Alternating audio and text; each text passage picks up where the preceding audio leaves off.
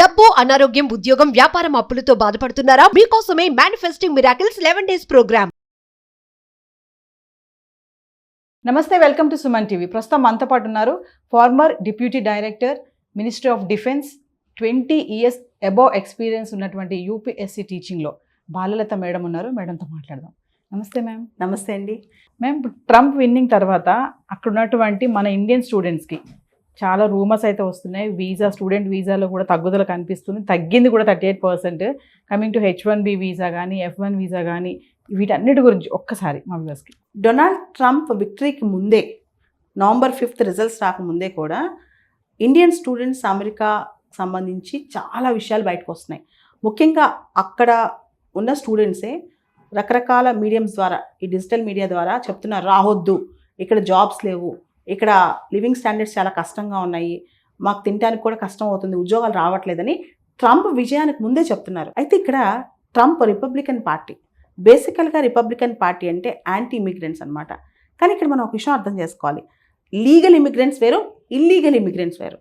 Trump ఉక్కుపాదంతో తొక్కుతానని చెప్పేది illegal ఇమిగ్రెంట్స్ని, చట్ట విరుద్ధంగా వచ్చే ఇమిగ్రెంట్స్ అనమాట, చట్టపరంగా వచ్చేవాళ్ళని కాదు. అమెరికాలో డాంకీ ఫ్లైట్స్, డంకీ ఫ్లైట్స్ అనే కాన్సెప్ట్ ఉంది. దాన్ని డాంకీ ఫ్లైట్స్ అనొచ్చు, డంకీ ఫ్లైట్స్ అనొచ్చు.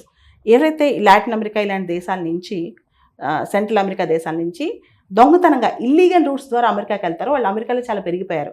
ముఖ్యంగా డెమోక్రాట్స్ రూల్లో చాలామంది ఇల్లీగల్ ఇమిగ్రెంట్స్ అమెరికాలో ఉన్నారు. ట్రంప్ ఏం చెప్తున్నా అంటే, నేను రాగానే వాళ్ళందరినీ బయటకు పంపిస్తానంటున్నాడు. ముఖ్యంగా ట్రంప్ 2 అంశాల మీద ఎలక్షన్ గెలిచాడు. ఒకటి ఎకానమీ, 2 ఇమిగ్రేషన్స్, ఆర్థిక పరంగా, వలసల పరంగా. ఈ రెండింటి మీద January 20, 2025 నిర్ణయం తీసుకుంటాడు. ఫస్ట్ సంతకాలు వాటి మీదే పడతాడని ఆలోచనలో ఉన్నారు అందరూ. ఇక్కడ క్వశ్చన్ ఏంటంటే, చాలా యూనివర్సిటీస్ స్టూడెంట్స్కి మెయిల్స్ పెట్టేశాయి. ఎవరైతే కొత్తగా రావాలనుకుంటున్నారో లేదా సెలవులకు వెళ్ళారో January 20th కన్నా ముందే వచ్చామని. ఎందుకంటే ట్రంప్ వచ్చాక ఎటువంటి ఆలోచన చేస్తాడో, అన్ఎక్స్పెక్టెడ్ థింగ్స్ చేస్తాడు. అంటే ట్రంప్ అనే వ్యక్తే అన్ఎక్స్పెక్టెడ్, చాలా వాలటైల్, చాలా ఫ్లూయిడ్ వ్యక్తి అనమాట. సో ట్రంప్ వచ్చాక ఎలాంటి నిర్ణయం తీసుకుంటాడు అనేది అందరికీ అనుమానం. దాంతో ఆ భయం అనేది మొదలైంది. ఇక్కడ F1 అనేది నాన్ ఇమిగ్రెంట్ స్టూడెంట్ వీసాస్, అక్కడ చదువుకోవడానికి, అకాడమికల్గా చదువుకోవడానికి వెళ్ళే వాళ్ళకి. M1 అనేది వొకేషనల్ కోర్సెస్కి వెళ్ళే వాళ్ళకి. అదేవిధంగా H1B అనేది ప్రొఫెషనల్ జాబ్స్కి వెళ్ళే వాళ్ళకి. సో దీనికి వాటికి తేడా ఉంది. H1B వచ్చినంత మాత్రాన మీకు గ్రీన్ కార్డ్ వచ్చినట్టు కాదు. అయితే ట్రంప్ F1 విషయంలో ఒక హామీ ఇచ్చాడు. ఏంటి అంటే, స్టూడెంట్ వీసాస్తో మీరు కనుక కోర్స్ కంప్లీట్ చేస్తే మీకు ఆటోమేటిక్ రూట్లో గ్రీన్ కార్డ్ వచ్చే విధంగా నేను ప్రయత్నం చేస్తానని చెప్పి ఆయన ముందు నుంచే చెప్తున్నాడు. అంటే బేసికల్గా అమెరికాలో ఇండియన్ లాబింగ్ కానీ, అమెరికాలో లెజిస్లేటర్స్లో ఇండియన్ సపోర్టర్స్ కానీ ఉన్నారు. సో ఇమీడియట్గా ఇండియన్ స్టూడెంట్స్కి వచ్చే పెద్ద ఇబ్బంది ఏమీ లేదు. ఏదైతే 38% స్టూడెంట్ వీసాస్ పడిపోయాయో అది జనవరి నుంచి సెప్టెంబర్ వరకు చూస్తే, కరోనా టైంలో మనం చూస్తే కేవలం 6,000 మంది ఇండియన్ స్టూడెంట్స్కి వీసాస్ ఇచ్చారు. తర్వాత స్లోగా 1,00,000 వరకు వచ్చినాయి. సంవత్సరానికి 1,00,000 మంది స్టూడెంట్స్కి. మళ్ళీ ఈ సంవత్సరం అది 64,000కు పడిపోయింది అనమాట. అంటే 38% పడిపోయింది. ట్రంప్ ఒక్కళ్ళే కారణం కాదు, దీనికి అనేక కారణాలు ఉన్నాయి. ఒకటి, రెసెషన్ వస్తుంది, ముఖ్యంగా టెక్ లే ఆఫ్స్ పెరిగిపోతాయి, జాబ్స్ లేవని ఒక భయం. మొదటి భయం ఏంటంటే టెక్ లే ఆఫ్స్. దాంతోపాటు ఇండియన్ స్టూడెంట్స్ అమెరికా మాత్రమే కాదు, ఆస్ట్రేలియా, జర్మనీ ఇలాంటి ఆప్షన్స్ కూడా ఇప్పుడు చూసుకుంటున్నారు. కేవలం అమెరికా అని మాత్రమే కాదు, రకరకాల కంట్రీస్కి వెళ్ళి ఆప్షన్స్ చూసుకుంటున్నారు. మూడవది, అతి ముఖ్యమైనది, ఓవరాల్గా చూసుకుంటే కనుక నెక్స్ట్ ఇయర్ 2025-26 సంవత్సరంలో రెసెషన్ వస్తేనే ఒక డౌట్, ఉద్యోగాలు పోతాయి, ఇక ఉద్యోగాలు రావు అని అనుమానం. ఇప్పటికి వెళ్ళిన వాళ్ళ ఫ్రెండ్స్ కానీ, బ్రదర్స్ సిస్టర్స్ కానీ వాళ్ళు అక్కడి నుంచి వీళ్ళకి చెప్పుంటారనమాట, రావద్దు, ఇప్పుడు పరిస్థితులు బాగాలేవని. అలా కొంత ఆగిపోవడం కూడా జరుగుతుంది. దాంతోపాటు మొన్న నాకు వచ్చిన న్యూస్ ఏంటంటే, అమెరికన్ కాన్సులేట్ దగ్గర ఇండియన్ స్టూడెంట్స్ ఎవరైతే వెళ్ళారో 20 మంది వెళ్తే 2-3 తప్ప ఎక్కువ మందికి వీసాస్ రావట్లేదంట. Latest update. అసలు వీసాలు అన్ని రిజెక్షన్స్ ఎక్కువ ఉన్నాయి అనమాట.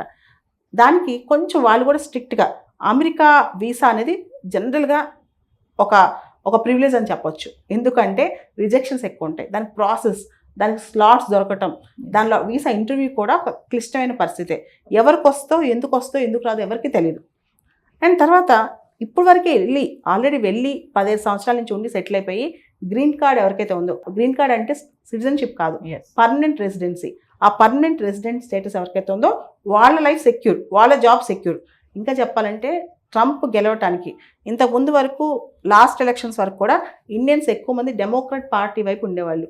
కానీ ఈసారి ఎక్కువ ఓట్స్ అంటే డెమోక్రట్స్ ఉన్నాయి, కానీ ఎక్కువ మంది ఇటువంటి టిల్ట్ అయ్యారు, రిపబ్లికన్స్ కూడా టిల్ట్ అయ్యారు. ఎందుకు అంటే ట్రంప్ వస్తే బిజినెసెస్ బాగుంటాయి. చాలామంది ఇండియన్ కమ్యూనిటీస్, పంజాబీస్ కావచ్చు, గుజరాతీస్ కావచ్చు, వీళ్ళందరూ కూడా బిజినెస్ కమ్యూనిటీస్ ఉన్నారు అమెరికాలో. వీళ్ళందరూ కూడా ట్రంప్ని ఇప్పుడు సపోర్ట్ చేస్తున్నారు. ట్రంప్ వస్తే బిజినెస్ బాగుంటుంది, ట్రంప్ వస్తే అమెరికా గ్రేట్ అవుతుంది, అంటే అమెరికాలో ఉన్న వ్యాపారాలు కానీ ఇన్వెస్ట్మెంట్స్ కానీ డోకా ఉండదు అని చెప్పి వాళ్ళు భావిస్తున్నారనమాట. అయితే కొత్తగా వెళ్ళే స్టూడెంట్స్ ఎక్కువ ఆసక్తి ఉన్నా సరే కేవలం అమెరికాకు మాత్రం వెళ్ళట్లేదు. దాంతోపాటు ఇండియాలో వరల్డ్ క్లాస్ యూనివర్సిటీస్ ఇండియాలో వస్తున్నాయి, వరల్డ్ క్లాస్ ఎడ్యుకేషన్ కూడా ఇండియాలో వస్తుంది. రీసెంట్గా కూడా ఆస్ట్రేలియా యూనివర్సిటీ ఒకటి గుజరాత్లో గిఫ్ట్ సిటీలో వాళ్ళ క్యాంపస్ పెడుతున్నారనమాట. సో మన దగ్గర అంతే క్వాలిటీ ఎడ్యుకేషను. తర్వాత ఇప్పుడు కనుక మనం గమనిస్తే రూపాయి వాల్యూ తగ్గుతుంది, డాలర్ వాల్యూ పెరుగుతుంది. సో ఓకే, అమెరికన్ ఎడ్యుకేషన్ కూడా మనకు కాస్ట్లీ అయిపోయిందనమాట. అంటే మనం ఎక్కువ రూపాయలు చెల్లించాల్సి వస్తుంది. బ్యాంక్ లోన్స్ తిరిగి పేరెంట్స్ కట్టలేకపోతున్నారనమాట. ఉదాహరణకి ఇంతకుముందు 20 లక్షలు అవుతాయి, ఇప్పుడు 30-35 లక్షలు కట్టాల్సి వస్తుంది అమెరికాకి వెళ్ళాలంటే, 1 year చదవాలంటే. ఈ తేడా కూడా చాలా ఉంది కదండి. కానీ బేసికల్గా మనం నేర్చుకోవాల్సింది ఇంకోటి ఉంది. ఎప్పుడైనా ఇండియన్స్కి వరల్డ్ మొత్తం డిమాండ్ ఉంటుంది, దానిలో డౌటే లేదు. బికాస్ ఇండియాలో ఇంగ్లీష్ స్పీకింగ్ స్కిల్స్ చాలా ఉన్నాయి. అండ్ అమెరికా లాంటి దేశాలు బేసికల్గా, అమెరికానే ఇమిగ్రెంట్స్తో ఉన్న కంట్రీ. ఇమిగ్రెంట్స్ని పూర్తిగా ఆపలేవు. లీగల్ ఇల్లీగల్ ఇమిగ్రెంట్స్ డిఫరెన్స్ అర్థం కావాలి మనకు అంతే. తర్వాత అమెరికాకి టాలెంట్ పూల్ కావాలి. ఒరిజినల్గా ఉన్న టాలెంట్ పూల్ అమెరికాకి సరిపోదన్నమాట. అండ్ ఇండియన్స్ అక్కడికి వెళ్ళి వర్క్ చేస్తే చాలా తక్కువ కాస్ట్కి వర్క్ చేస్తారు. అమెరికా ఇండియన్స్ వర్క్మెన్షిప్ లేకుండా, వీళ్ళ సపోర్ట్ లేకుండా అమెరికా నడవదు. అండ్ ఇంకొక విషయం ఏంటంటే, రీసెంట్గా ఈ కొన్ని రిపోర్ట్స్ బయటకు వచ్చాయన్నమాట. ముఖ్యంగా స్టూడెంట్ రిపోర్ట్స్ అని కొన్ని వచ్చినప్పుడు 30% ఆఫ్ ఇంటర్నేషనల్ స్టూడెంట్స్ అమెరికాలో ఉంది ఇండియన్సే. దాదాపు 3,30,000 మంది ఇండియన్ స్టూడెంట్స్ అమెరికాలో చదువుతున్నారనమాట. సో ఇవన్నీ మనం గమనిస్తే కనుక అంత ఈజీ కాదు ఇండియన్ స్టూడెంట్స్ లేకుండా అమెరికన్ యూనివర్సిటీ, వాళ్ళ యూనివర్సిటీస్ కూడా మన స్టూడెంట్స్ అవసరం. ఆ 30% పైన ఇండియన్ స్టూడెంట్స్ ఉంటే వాళ్ళని కాదని ఎలా అంటారు? దాని తర్వాత ఓవరాల్గా అమెరికన్ స్టూడెంట్ వీసాస్ తగ్గడం ఇండియా మీదే ప్రభావం కాదు, ఈవెన్ చైనీస్ స్టూడెంట్స్ కూడా 8%, 9% తగ్గారంట. స్టూడెంట్ వీసాస్ తగ్గాయి చైనీస్ వాళ్ళకి ఇచ్చే కూడా. కాబట్టి ఇది టెంపరీ ఫినామినా అనుకుంటున్నాను. కానీ ఓవరాల్గా చూస్తే అండి, వరల్డ్ ఎకనమిక్ ఒక రకమైన స్లంప్ వస్తుంది భవిష్యత్తులో. ఎంత ట్రంప్ వచ్చినా సరే, అమెరికా ఎంత గ్రేట్ అయినా సరే, ఓవరాల్గా టెక్ రెసెషన్ అనేది కొంత కనిపించే అవకాశం కనిపిస్తుంది భవిష్యత్తులో.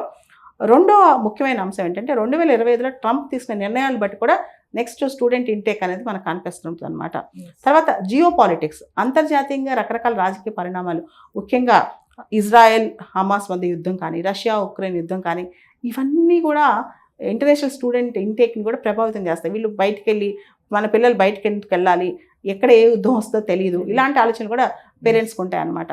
ఓవరాల్గా పాత రోజులు ఏంటంటే, కంప్యూటర్ సైన్స్ చదవాలి, అమెరికాకి వెళ్ళాలి, జాబ్ తెచ్చుకోవాలి, డాలర్లు సంపాదించాలి. ఆ కాన్సెప్ట్ అనేది ఇప్పుడు కాస్త తగ్గింది. ఇండియాలో కూడా కొంచెం కష్టపడితే 4 లక్షలు 5 లక్షల రూపాయలు మనం ఇక్కడే సంపాదించుకోవచ్చు. ఇండియా ఎడ్యుకేషన్ బాగుంది, తర్వాత ఇండియాలో సెటిల్ అయ్యే అవకాశాలు పెరిగిపోతున్నాయి. కాబట్టి అందరూ ఎందుకు అమెరికాకి వెళ్ళాలన్న ఆలోచన కూడా ఈ కొత్తగా 2-3 సంవత్సరాల నుంచి, ముఖ్యంగా ఈ సంవత్సరం ఆ విజిబిలిటీ చాలా వస్తుందన్నమాట. ఇందాక కాంపిటేటివ్ ఎగ్జామ్స్ గురించి మనం అనుకుంటున్నాం కదా, చాలామంది ఏమనిపిస్తున్నారంటే, అసలు అమెరికాకి వెళ్ళి ఒకరి కింద ఎందుకు పని చేయాలి, మనం ఇక్కడే ఉంటే కాంపిటేటివ్ ఎగ్జామ్ పాస్ అయితే కింగ్ లాగా ఇండియాలో మనమే బతికేయచ్చు కదా, మనమే కింగ్స్ అయిపోవచ్చు కదా అని చెప్పి కూడా ఆలోచనలో ఉన్నారనమాట. కాబట్టి ఆల్టర్నేటివ్స్ అనేవి వీళ్ళకి చాలా దొరుకుతున్నాయి. అండ్ ఆస్ట్రేలియా వెళ్ళే వాళ్ళు, ఇంగ్లాండ్, ఈవెన్ లండన్లో కూడా, అమెరికానే కాదండి, ఇంగ్లాండ్లో లండన్లో జాబ్స్ లేక కొంతమంది ఫారెన్ స్టూడెంట్స్, ఇండియన్స్ కాదు ఫారెన్ స్టూడెంట్స్ అయితే చిన్న చిన్న క్రైమ్స్ చేస్తున్నారండి ఫుడ్ లేక. ఆ రోజు బ్రెడ్ ఉండదు, డబ్బులు ఉండవు, ఇంట్లో వాళ్ళు అప్పులు చేసి చదివించుంటారు, ఉద్యోగం దొరకట్లా, ఏం చేయాలా? క్రైమ్స్ కూడా చేస్తున్నారట. లండన్ సిటీస్లో సాయంత్రం 6 తర్వాత బయటకు వెళ్ళాలంటే భయం వేసే పరిస్థితి కూడా ఏర్పడుతుందంట. కాబట్టి ఇవన్నీ మనం చూస్తే ఓవరాల్గా ఇది ప్రభావం కేవలం ట్రంప్ మాత్రమే కాదు, ట్రంప్ రాకముందే స్టార్ట్ అయింది. ట్రంప్ వచ్చాక అనిశ్చితి, ఏం చేస్తాడన్న భయం, వెయిట్ అండ్ సీ అప్రోచ్, ఇలాంటివి స్టార్ట్ అయినాయి అనమాట. ఇవన్నీ కలిపి, దాంతోపాటు అమెరికన్ యూనివర్సిటీ స్టాండర్డ్స్ ఇంతకుముందంటే తక్కువ ఉండేవాళ్ళు, ఇప్పుడు మన విద్యార్థులు చాలామంది వెళ్ళిపోయాక చదువుతున్నారు కదా, ఇక్కడ అంత గొప్పగా ఏమి స్టాండర్డ్స్ లేవు అనేది అనమాట. అంత గొప్పగా మా స్టాండర్డ్స్ ఏమీ లేదు అని చెప్పి చెప్తున్నారు. రీసెంట్గా నా స్టూడెంట్ ఒక అమ్మాయి అమెరికాలో ఉంది, ఫోన్ చేసింది అనమాట. 1 నిమిషం మాట్లాడేసి మ్యామ్ వెళ్తున్నా అంటే, ఏం చేస్తున్నామంటే ఇక్కడ కూలి పని చేస్తున్నాం అండి, ఏంటంటే పార్ట్ టైం జాబ్ ఉంది. చాలా ఫన్ అయిపోయింది అనమాట. అమెరికాలో పార్ట్ టైం జాబ్స్ మీద అందరూ రకరకాల ఫన్ చేస్తూ ఉంటారు అనమాట.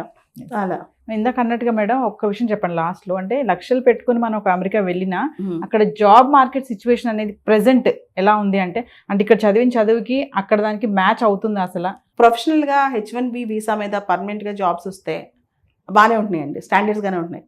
ఎవరికైతే ఈ పార్ట్ టైం స్టూడెంట్గా వెళ్ళి పార్ట్ టైం జాబ్స్ ఉన్నారో వాళ్ళకి జాబ్స్ దొరకపోవటము, జాబ్స్ కోసం చాలా నెలల పాటు వెయిట్ చేయటము, ఇంటి దగ్గర నుంచి డబ్బులు తెప్పించుకోవటము, ఫ్రెండ్స్ దగ్గర అప్పులు చేయటము, అండ్ కొంతమంది అయితే మన ఇండియన్ కమ్యూనిటీ ఎవరైతే ఆల్రెడీ వెళ్ళి సెటిల్ అయ్యారో కొత్తగా వచ్చిన పిల్లలకి వాళ్ళకి ఇంటికి పిలిచి అన్నం పెట్టడం ఇలాంటివి కూడా చేస్తున్నారంట. అటువంటి కండిషన్స్ కొన్ని సందర్భాలు అక్కడ వస్తున్నాయని కూడా తెలుస్తుంది అన్నమాట.